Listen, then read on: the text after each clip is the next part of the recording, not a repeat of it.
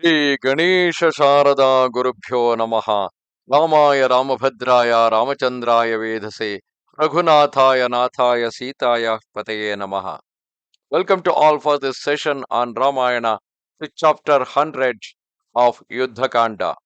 In the previous chapters, we saw the death of Virupaksha, Mahodara, and Mahaparshva in the hands of Sugriva and Angada.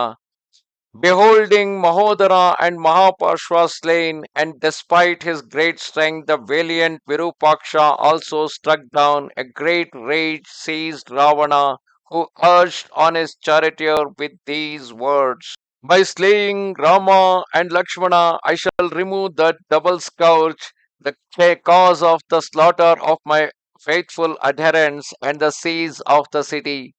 In the fight, I shall cut down Rama, the tree of which Sita is the flower, and the fruit, those whose branches are Sugriva, Jambavan, Kumuda, Nala, and also Divida, Mainda, Angada, Gandhamadana, Hanuman, Sushena, and all the leading monkeys.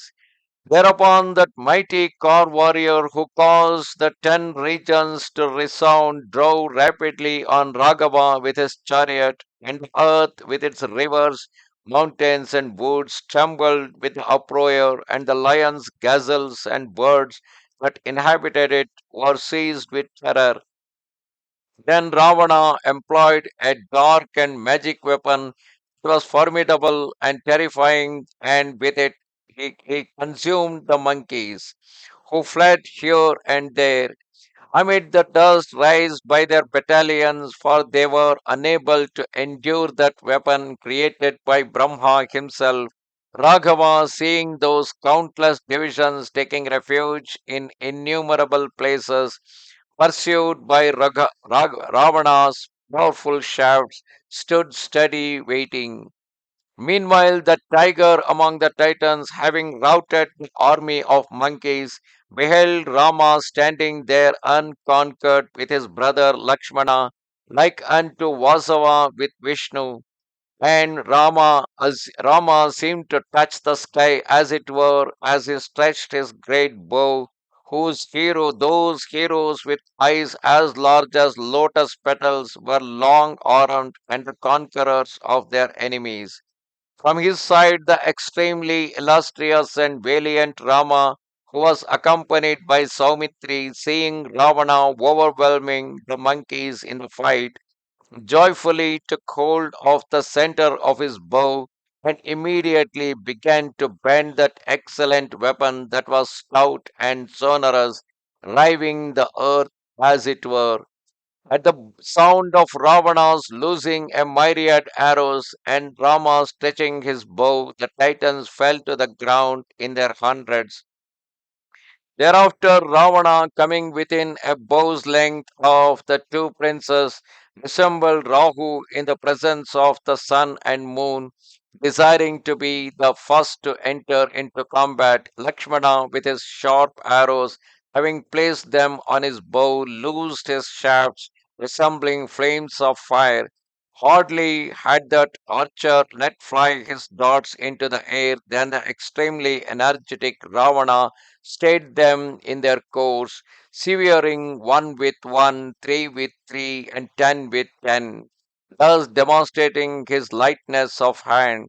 Leaping over Saumitri, the triumphant warrior, Ravana approached Rama in the conflict, who stood ready like unto an unscalable mountain, bearing down on Raghava, his eyes red with anger. That lord of the Titans loosed a rain of shafts upon him, but with the aid of his sharp arrows, Raghava severed those innumerable darts that flamed in formidable wise and resembled venomous snakes.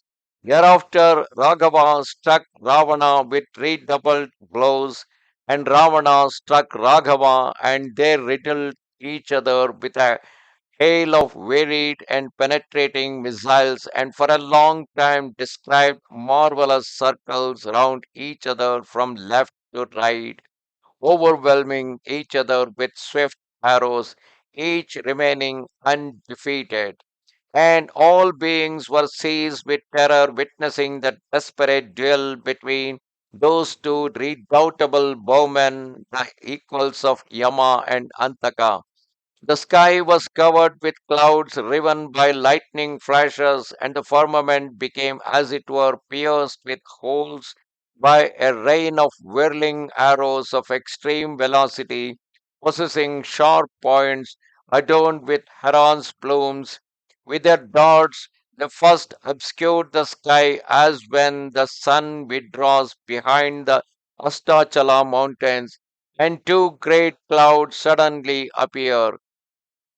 Thereafter, between those two warriors, each seeking to slay the other, an incomparable and unimaginable struggle ensued, like unto the duel between Vritra and Vasava.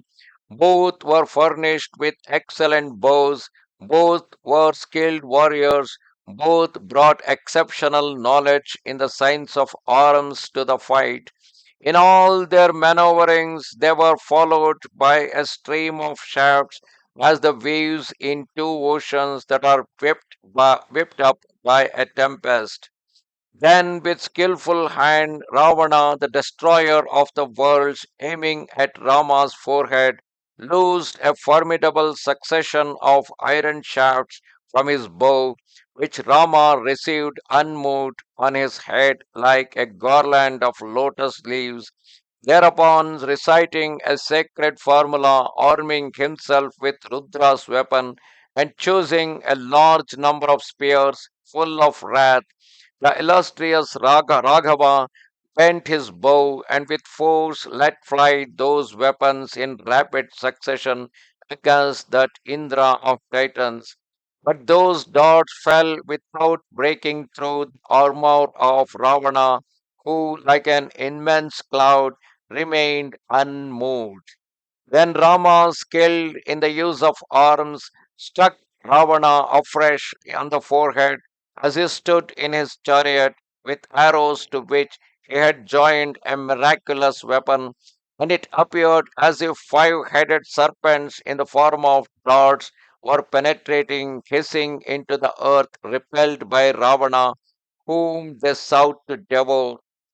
Thereupon, having rendered Raghava's weapon void, Ravana, in a transport of rage, armed himself in his turn with a dreadful Asura weapon, which he loosed joined to sharp and terrible arrows with huge points, having the heads of lions, tigers, herons, geese, vultures, falcons, jackals, and wolves, or resembling serpents with 5 heads. Others had the heads of donkeys, boars, dogs, cocks, aquatic monsters, and venomous reptiles, and those sharp arrows were the creation of his magical power. Struck by the Asuric shafts, that lion among the Raghus, he who resembled the god of fire himself, responded with Agneya dart that was full of power, and to hit he joined arrows of every kind with points that burnt like fire, and which resembled suns, planets, and stars in hue, and great meteors like unto flaming tongues. Those formidable missiles belonging to Ravana striking against those loosed by Rama disintegrated in space and were annihilated in their thousands. Thereupon, all the valiant monkeys with Sugriva at their head, able to change their form at will, beholding the Titan's weapon destroyed by Rama of imperishable karma, let forth joyous acclamations and made a circle round him. Then the magnanimous son of Dasharatha, the descendant of Raghu, having destroyed that weapon discharged by Ravana's own arm, was filled with felicity, while the leaders of the monkeys joyfully paid homage to him. Thus come to the end, chapter 100 in the chapter 100 in Yuddhakanda in Ramayana. Namaste Sharada Devi Kashmira Puravasini Twamaham Prarthaye Nityam Vidyadanancha Dehime. Bye.